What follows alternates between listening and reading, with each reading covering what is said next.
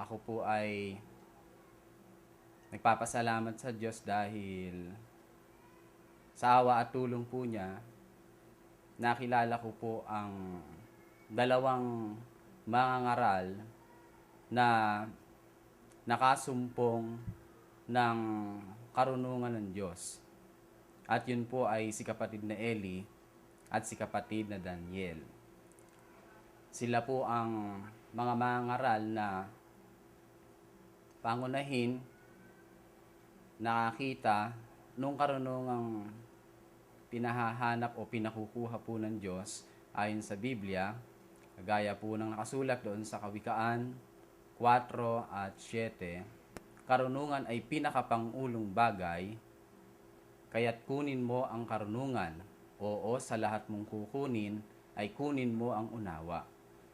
Naniniwala po akong lubos na si Brad Elit, si Brad Daniel, ang mga mangaral na nakakuha ng karunungang galing po sa Diyos. At yung itinuturo po nilang karunungan sa aming mga nagmamanggagawa at sa mga kapatid, karunungang makapagdudulot ng ikaliligtas. Gaya ng sinasabi po sa Biblia, sa ikalawang Timoteo 3 at 15, at mula sa pagkasanggol ay iyong nalalaman na ang mga banal na kasulatan ay makapagpapadunong sa iyo sa ikaliligtas. Kaya po yung karunungang nasumpungan po ni Brother Elit, ni Brother Daniel, yun po ay naroon sa mga kasulatang kinasihan ng Panginoon. At naniniwala rin po ako na sila po ang mga mangaral na totoong nagmamalasakit sa kalagayan naming mga nagmamanggagawa, gayon din po sa kapatiran. At nakikita rin naman po namin ng mga nagmamanggagawa ang paggawa ni kapatid na Elit, ni kapatid na Daniel, na sa mga kapatid at sa mga tagalabas ay patuloy po silang gumagawa ng paraan upang makatupad sa kautusan ng Diyos na samantalang tayo may pagkakataon, magsigawa tayo ng mabuti sa lahat, lalong-lalo na sa mga kasambahay sa pananampalataya. Si Brad Ellis, si Brad Daniel, wala pong pinababayaan na kahit na isang kaluluwa dito po sa ating pagsasama-sama. At salamat sa Panginoon dahil ako po sumasampalatayang ng buo na sila po ang mga taga-akay na kinasihan ng Espiritu ng Diyos. Dahil meron silang unawa. Hindi kagaya po ng iba't ibang mga mangaral sa panahong ito, wala po silang unawa.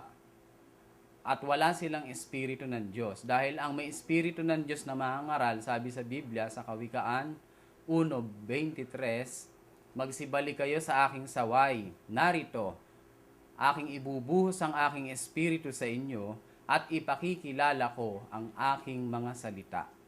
Kaya salamat po sa Diyos dahil sa panahong ito, bagaman masasabi ko po na ako po ay taong hamak, wala naman pong marami ring pinag-aralan, isang taong hindi naman po kilala, pero salamat po sa Diyos dahil naging bahagi po ako ng ministeryong ito sa pagmamanggagawa. At ang aking hiling sa Panginoon, sana lagi ko pong maisagawa sa tulong ng Panginoon yung natutunan kong napakabuting bagay sa ating mga taga-akay na laging magsanay na magkaroon ng isang budhing walang kapaslangan sa Diyos at sa mga tao. Sa awa at tulong ng Panginoon, yan po ang lagi ko pong pinagsisikapan na magawa dahil natutunan ko rin po sa kapatid na Ed sa kapatid na Daniel na ang isang manggagawa kailangan po na laging wala siyang laban sa kahit kanino paman upang mapatunayang alagad at may pag-ibig. Gagaya po ng sinasabi sa Juan 13:34, isang bagong utos ang sa inyo'y ibinibigay ko, na kayo'y mag-ibigan sa isa't isa. Sa gayoy inyong makikilala ng mga tao na kayo'y aking mga alagad kung kayo'y may pag-ibig sa isa't isa. Ang dalangin ko po sa Panginoon sa lahat ng araw sana ng aking buhay ay yung pag-ibig na banal, yung pag-ibig na itinuro po ni Brother Eli sa tulong po ng Diyos ay mamalagi po samantalang ako po at ang mga kasamang manggagawa ay nasa loob ng pagsasama-samang ito.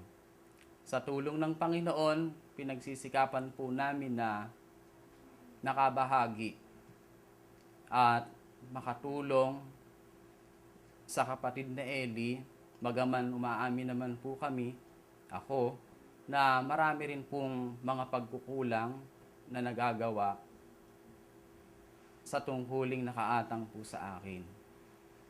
At ang akin din pong masasabi bilang nagmamanggagawa, loobin ng Panginoon na lagi nawang ang maging diwa na nasa akin ay nandoroon ako sa puntong tinuturuan. Dahil naniniwala po akong si Brother Eli, si Brother Daniel, sila ang tagapagturo po ngayon. Hindi po kagaya po ng ginawa ni Willie sa Santiago na ang naging diwang sumakanya, gusto niya siya ay maging tagapagturo. At sana po sa tulong ng Diyos ay magawa ko po yung mga bagay na natutunan po namin sa aming mga mangaral sa pangunguna ni Brother Eli at ni Brad Daniel. At hanggang dito po, maraming salamat po sa Diyos.